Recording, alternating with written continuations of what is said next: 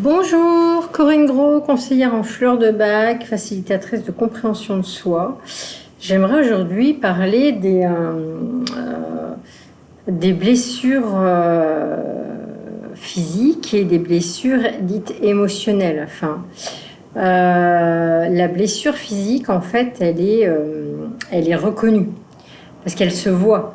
C'est-à-dire qu'il y a une forme de légitimité, de reconnaissance de la douleur physique, puisque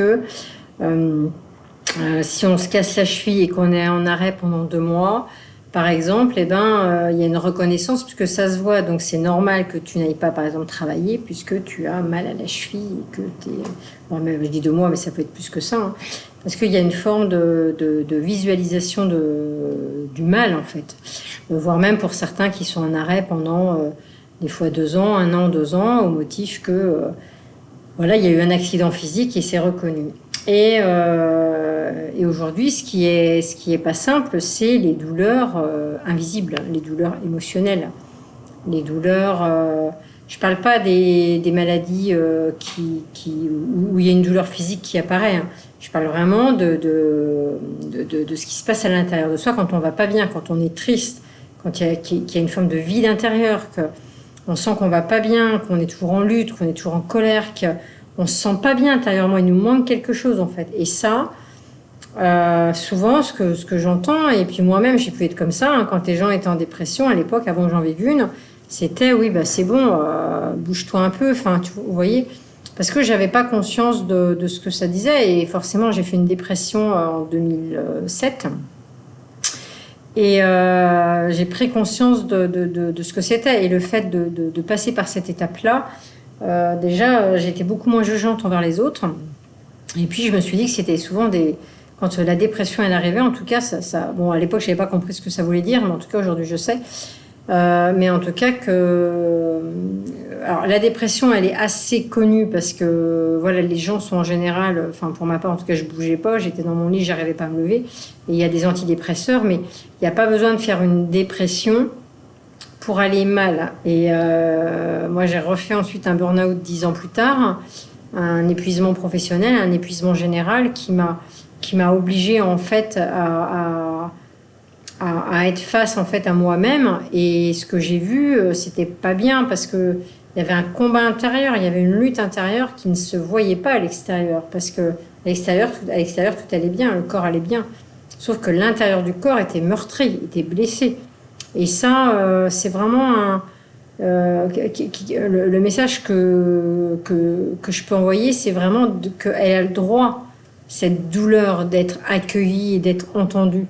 Et j'entends autour de moi, hein, dans les gens qui ne vont pas bien et que je peux accompagner ou pas, il y a des gens que je n'accompagne pas, mais face à un deuil, oui, bah c'est bon, tu as perdu ton chat, maintenant c'est bon, ça fait 3 mois, passe à autre chose. En fait, il n'y a pas d'acceptation de la douleur en fait. Et ça ne veut pas dire qu'il faut rester dans ce deuil, dans cette douleur, mais justement il faut déjà l'identifier. Et au même titre quand on identifie quand quelqu'un ne va pas bien physiquement, par exemple qu'il a mal à une dent, on va faire une radio, on va regarder s'il n'y a pas un abcès. Et on va dire, tiens, on a vu que vous aviez un abcès, on va vous donner un antibiotique, ou alors on va vous donner des petites choses, et puis peut-être on va lui donner des conseils, mieux se brosser les dents, Mais on va trouver une solution parce qu'on a identifié le problème. Le souci, c'est que dans le mal-être, on va appeler ça le mal-être, quelqu'un qui ne va pas bien, parce que pour moi, être en bonne santé, c'est pas qu'aller bien physiquement. Être en bonne santé, c'est aller bien dans l'intégralité de son corps. Si je me sens triste, c'est que je ne suis pas en bonne santé. Je suis désolée, mais pour moi, c'est pas... voilà, la bonne santé, c'est qu'il y a un bien-être psychologique, psychique, émotionnel, chacun y met le mot qu'il veut, et un bien-être physique, en fait. Et c'est un tout. Et j'insiste là-dessus parce que j'ai tellement entendu... Enfin, les gens, quand ils me voyaient, ils avaient l'impression que j'allais bien, en fait. Parce qu'on ne transpire pas notre douleur. Mais si la douleur, elle avait dû avoir une couleur, ou si la douleur que j'avais eue à l'époque, elle avait dû se vivre sur mon corps, croyez-moi qu'il y aurait eu des bleus partout. Donc, parce que c'est tous les coups, en fait, c'est tous les coups qu'on a reçus dans l'enfance. Quand je dis tous les coups, C'est pas les coups, les violences forcément, c'est les coups alors psychologiques, une maltraitance psychologique, ou alors une humiliation vécue, ou alors le fait qu'on ait vu quelque chose et qu'on ait vu de la violence, ou en fait il y a tout un tas de choses. Et comme à l'époque on n'avait pas le droit de dire, ou en tout cas dans la plupart des familles, en fait il n'y avait pas de place à l'émotionnel, c'est-à-dire qu'il fallait se la fermer souvent. En tout cas moi je parle pour moi, mais en tout cas, il n'y avait pas la place à l'émotionnel aussi parce que des fois, nos parents ne savaient pas. Donc, on rentrait de l'école. Si on avait vécu quelque chose de pas sympa, on n'osait pas dire. Et ce qui se passe, c'est que tous ces douleurs de l'enfance, en fait, elles sont là, en fait. Alors, certaines plus que d'autres, mais en fait, il n'y a pas d'échelle pour moi dans la douleur. Et si à l'évocation de quelque chose, souvent, il y a des personnes qui disent non, mais c'est bon, ça c'est du passé, c'est bon, j'ai réglé ça. Ça, c'est le mental qui se raconte une histoire. Moi, je me suis raconté la même histoire. Donc, c'est-à-dire que pour pas aller affronter le mal d'amour, du cœur, voilà, de certaines personnes, c'était mieux de dire non, mais ça c'est réglé, c'est bon. C'est pas affronter, c'est-à-dire fuir quelque part la réalité. Et puis à un moment donné, la vie a fait que je me suis dit non, mais là, Corinne, voilà, il faut que tu avances, il faut que tu ailles dans le pardon, il faut que tu rentres en lien. Et j'avais envie de le faire. Mais ce que je veux dire, c'est vous voyez, et tout ça, on pense que c'est réglé. Et qu'est-ce qui se passe quand c'est pas réglé? C'est que ça peut, parce que j'aime bien dire ça peut, il n'y a pas de vérité absolue sur les choses, ça peut se transformer en douleur physique. Tout ce qui n'a pas été vécu peut ressortir par des maux physiques, par des douleurs ou par des maladies, en fait, selon chacun, selon où on en est, selon ce qu'on a. Mais le corps va toujours trouver un moyen. Le corps, il a une douleur quelque part et il va vous l'exprimer en fait. Sauf qu'on ne nous a pas appris à décoder. On ne nous a pas appris à décoder notre corps. Moi aujourd'hui, je me décode en fait. Donc quand il y a quelque chose où j'ai une douleur physique, je me dis tiens mais qu'est-ce qui s'est passé en fait. Et des fois, alors, par exemple des maux de gorge, ça m'arrivait d'avoir des maux de gorge et il n'y avait pas de raison. Et des fois, c'était simplement parce que j'avais pas osé parler, j'avais pas osé communiquer et que c'était resté là en fait. Vous voyez. Donc le corps, il est magnifique parce que si on l'écoute, et attention, dans ce que je dis là, ça ne veut pas dire que, je ne dis pas que toutes les maladies sont liées à ça, on est bien d'accord, mais je trouve dommage de ne pas explorer en même temps qu'on a une maladie ou une douleur, de se dire je vais voir mon médecin et en même temps je vais explorer peut-être un autre chemin. C'est ça que je dis en fait. Parce que c'est la douleur et la maladie dans ce que j'ai vécu moi, dans les petits mots, j'ai eu la chance, mais en tout cas des gens que j'ai accompagnés, de ce qu'ils vivaient dans leur être, dans leur douleur à eux, dans leur maladie, dans celles que j'ai accompagnées, c'est que ça venait réveiller quelque chose d'ancien. Mais il y a aussi les facteurs où je travaille dans l'environnement, s'il y a des produits chimiques, la manière dont je mange aussi, enfin vous voyez. Mais en tout cas, c'est une voie, enfin moi ce que je propose c'est toujours une voie supplémentaire, c'est pas être contre, c'est pas dire vous avez ça donc c'est ça, c'est de vous offrir la possibilité de vous poser des questions. À partir de quand j'ai commencé à voir ça? Ah mais oui c'est vrai, je me suis pas posé la question, mais c'est au moment du décès de mon père, de ma mère ou de mon frère, ah mais en fait quand mon chat est mort, c'est marrant parce que c'est là que j'ai eu mal à mes poumons et voilà, ça peut être en lien avec la tristesse en fait, vous voyez. Mais c'est d'essayer simplement de trouver une voie aussi intérieure en fait. Qu'est-ce que la maladie vient vous dire? Qu'est-ce que, selon l'endroit où vous vous blessez, il y a des gens qui ont des fractures, ils disent non mais c'est moi qui ai fait mal. Oui mais s'il y a une fracture, peut-être que la fracture, elle n'est pas, enfin pour ma part, aujourd'hui je pense qu'il n'y a pas de hasard, peut-être qu'elle vient vous dire qu'il y a quelque chose en vous qui est cassé. Fracture, ça peut être, je sais pas, je me suis séparée de mon frère, j'étais en conflit avec mon frère, il y a eu une forme de fracture. Je dis ça, c'est au hasard, là, il n'y a pas du tout d'analyse, voilà. C'est un exemple pour vous dire que si on remet le contexte au moment où je me suis pété quelque chose, qu'est-ce qui se passait dans ma vie? Comment j'étais? Est-ce que j'étais bien? C'est juste ça, en fait, c'est d'aller explorer, se dire ah mais oui, peut-être que là, j'étais en conflit avec quelqu'un, ou j'étais triste, ou j'étais angoissée, ou je venais de perdre mon boulot, ou... Vous voyez, c'est ça. Et quand vous allez comprendre ça, vous allez peut-être y trouver une voie d'apaisement, de soulagement et peut-être même de guérison. Moi, j'ai plus de saignement de nez aujourd'hui. Et si j'ai un saignement de nez qui vient, je sais pourquoi. Je sais ce qu'il va falloir que j'aille traiter derrière.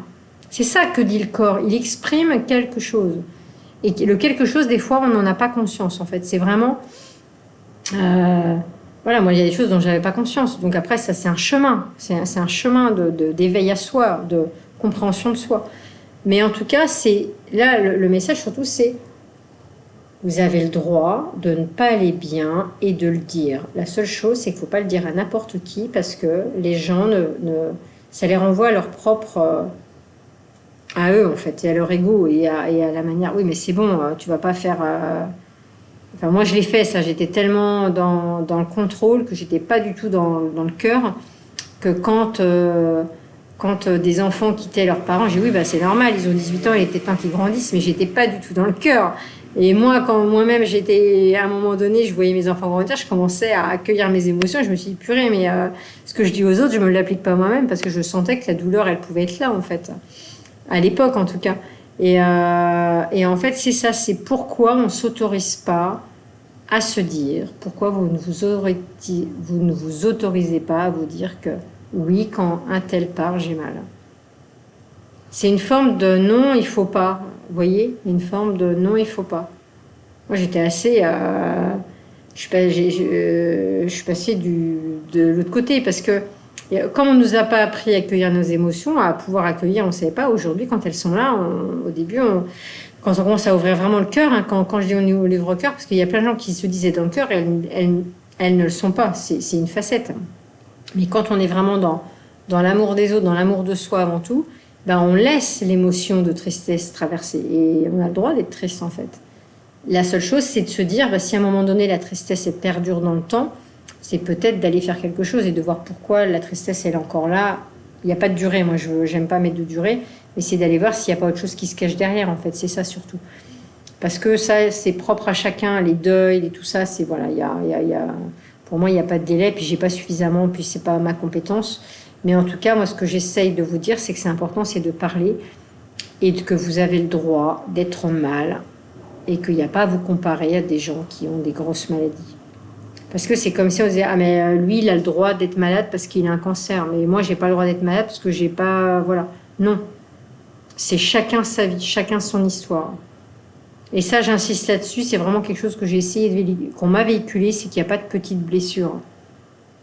Si vous avez mal quand vous vous coupez le pied parce que vous vous êtes coupé un truc, vous avez le droit d'avoir mal. Parce qu'on apprend aux enfants. L'objectif, c'est pas de devenir, comment on dit, quand on est très sensible à la douleur, la chuchote, là, enfin, un truc comme ça. Là. Mais en fait, moi, aujourd'hui, je suis devenue chuchote. Parce que j'avais tellement été programmée à combattre la douleur, c'est-à-dire à se dire non, j'ai pas mal, non, j'ai pas mal, non, j'ai pas mal, que j'accueillais pas ma douleur. Donc j'étais devenue, je pense que même quand je me suis fait opérer, je me disais non, j'aurais pas mal, hein, enfin un côté dur un peu. Et sauf que je me suis coupée de mes émotions, je me suis coupée de mon ressenti, comme si j'avais pas le droit. Et après, mon burn-out notamment, enfin voilà, il y a eu plusieurs choses. Et à un moment donné, quand j'allais consulter, je m'autorisais à dire oui, j'ai mal et j'ai pas envie d'avoir mal. Parce qu'à un moment, ça suffit quoi. À force d'avoir eu mal, même dans la tête, c'était tellement compliqué, j'ai même en pleuré, que c'est pour vous montrer en fait à quel point c'est la douleur intérieure, elle peut être profonde et douloureuse.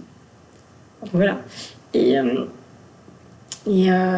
voilà, donc vous avez le droit d'aller mal à l'intérieur. Et vraiment, moi aujourd'hui je vais très bien à l'intérieur, là je pleure parce que je me suis remémoré tout mon processus et ô combien il a été douloureux, mais en même temps aujourd'hui là mon émotion elle est liée à tout le parcours que j'ai modifié en fait. C'est-à-dire qu'aujourd'hui je vais très très bien. Et puis quand il y a des choses, voilà, je les règle, mais je suis en paix avec moi-même. Je suis en amour de moi. J'ai confiance en moi, vraiment. Mais je sais ce que j'ai passé aussi. C'est ça l'émotion, c'est que je sais par quoi je suis passée. Et je sais ô combien cette douleur invisible, en fait, elle n'est pas reconnue du tout. Et forcément, tout le monde ne peut pas l'entendre. Et l'objectif, c'est pas après de se dire d'être dans la victimisation et de rester dans tout, c'est d'en sortir en fait. Et moi, c'est ce que je vous propose dans mon accompagnement de 3 mois, c'est vraiment d'aller identifier déjà, d'accueillir, que vous ayez un lieu où vous puissiez dire en fait, peut-être des choses que vous n'avez jamais dites à personne, et que ce soit accueilli, sans jugement, sans tabou, sans sans frein, sans vraiment en confiance. Enfin, ça, c'est vraiment la chose sur laquelle j'insiste parce que ça commence par ça. Le chemin, c'est j'accepte la personne que j'ai été, j'accepte peut-être les erreurs que j'ai faites. Enfin voilà, je m'accepte comme je suis parce qu'à un moment donné, il faut s'accepter avec les erreurs qu'on a faites dans le passé. Mais c'est de se dire aujourd'hui, j'ai envie de changer, j'ai envie d'être une meilleure version de moi-même. Et oui, le passé, il est ce qu'il a été, avec ses défauts et ses qualités certainement. Mais à un moment donné, on ne peut pas toujours vivre dans le passé. C'est de se dire, ok, j'ai fait ça, peut-être que dans mon ancienne vie, j'étais quelqu'un de calculateur, manipulateur, j'allais raconter des mensonges, j'en sais rien, enfin tout un tas de choses. Mais aujourd'hui, c'est de se dire, je veux plus de ça. Et c'est ça que je veux dire, c'est qu'on peut toujours changer si on a envie. Et c'est reconnaître cette part de nous du passé, et se dire, et maintenant, comment j'ai envie d'avancer en fait. Et déjà d'accueillir qui vous avez été dans le passé et d'être OK. Alors, des fois, le pardon à soi, il peut être long, mais c'est déjà d'entamer ce process et d'en parler surtout. Donc, si ça vous intéresse, en tout cas, bah voilà, n'hésitez pas à prendre contact avec moi. Je ne vais pas couper la partie où j'étais dans l'émotion, parce que ça fait partie aussi de moi. Et je suis quelqu'un d'assez, je reste sensible. Maintenant, quand j'ai quelque chose, bah en fait, ça se sent, ça se voit. Donc je peux pas le planquer, puis j'ai plus envie de le cacher. Donc c'est parce que ça vient dire quelque chose et je suis ok avec ça. Et puis ça fait partie de moi, voilà. Donc et puis ça montre bien que il y a pas de mensonge. Enfin voilà, c'est vraiment ça. Et c'est ça, c'est ne plus se mentir à soi-même. Et puis et vraiment, on peut aller bien. Voilà, c'est vraiment le message que je veux dire. On a le droit d'être heureux, on peut aller bien.